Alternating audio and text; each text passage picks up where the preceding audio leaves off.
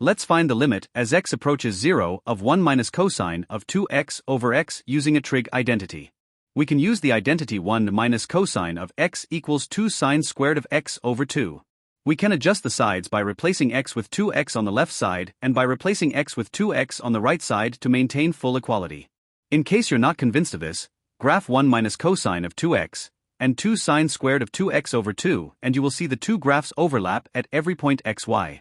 Since 2x over 2 is just x, we get 2 sine squared of x representing 1 minus cosine of 2x. Please be sure to like this video and subscribe. Your support is very important. Getting back to the math, we can replace 1 minus cosine of 2x with 2 sine squared of x in the numerator. Since 2 is a constant, we can place it outside the entire limit.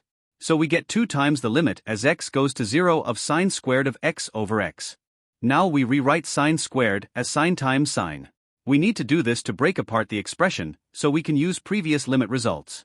We break apart the expression as sine x over x times sine of x.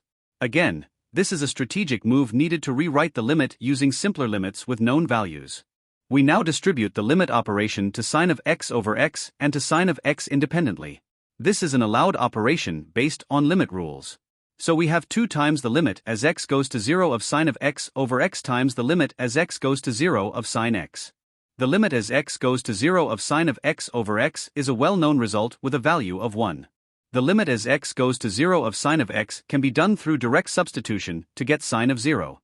So we get 2 times 1 times sine of 0. If you don't remember the value of sine of 0, look it up or refer to the unit circle where the sine function is the y-coordinate of the point 1, 0. So sine of 0 is 0. So we get the magnificent result 2 times 1 times 0. Thus, our final value is 0. It's finished now. Go and spread the message of math to all the corners of the world.